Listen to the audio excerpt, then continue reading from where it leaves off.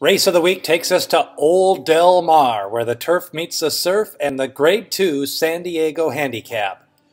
This year's rendition features the 2014 Breeders' Cup Classic winner and a couple of up-and-comers in Catch a Flight, the Argentinian sensation, who has been doing well in most recent races, especially the Hollywood Gold Cup, losing and running third to Hoppertunity. Let's take a look at the field from the rail. The son of hard spun, no walking, steps up in class.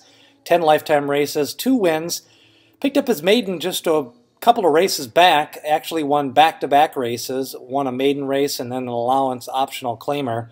Seems to be improving at the right time and has the right running style to pick up some of the pieces and come running late in this San Diego Handicap. Appealing tail from the 2-hole gets Smokin' Joe Talamo. He's got good current form, stretches out after a big run in the Grade 1 Triple Bend.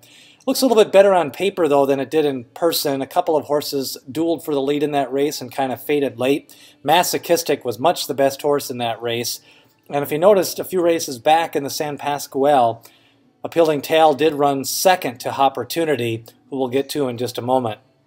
Hoppertunity gets jockey Mike Smith back in the irons. He won with him last fall and has picked up a couple of nice races.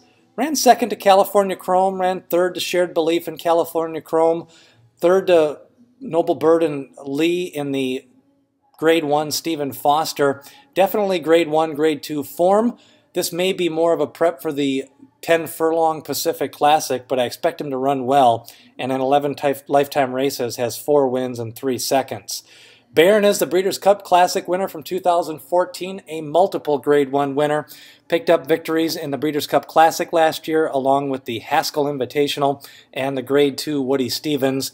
Ran in the Preakness and danced all the dances. This year they kind of picked out a campaign, and that doesn't seem to be working. Last year they kind of just threw him in a bunch of races. He ran well in all of them.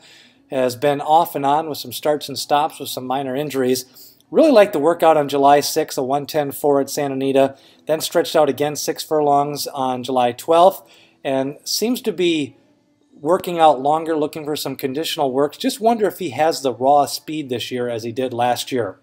Majestic City is a 6-year-old, broke slow in his last race, tossed that race out, picked up a win at the Lone Star, but that was on a sloppy track in a small 5-horse field. Carve and Tapiture are well below the top horses in this race. Seems a little outclassed. Catch a Flight ran third last time, favored, bet down to 6-5 in the Gold Cup. Made a premature move on the turn, battled with Hoppertunity down the stretch, ended up losing to Hard Aces, who kind of ran up the rail and got the best trip of the race.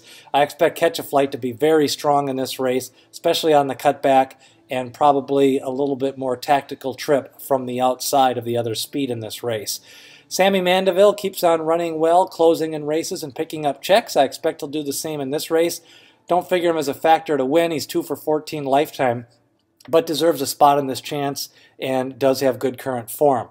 Sahara Sky is the Warrior, the 7-year-old, looking for one final run at glory. The Met Mile winner from 2013 has run kind of some dull races in his most recent race. Did kind of close in the Kona Gold Handicap back in April. Not sure where he really fits in the Grade 1 scheme, especially at a route. Does have a distance pedigree, but has been effective throughout his career in 7 furlong races and 1 mile. So maybe a mile and a 16th as he's a little bit older may be a good spot for him.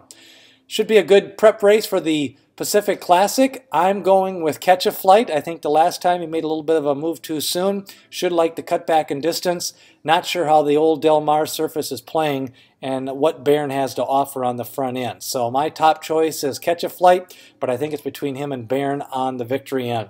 That's going to do it. And this week, a look at the Classic division as we get closer to the Breeders' Cup Classic in 2015.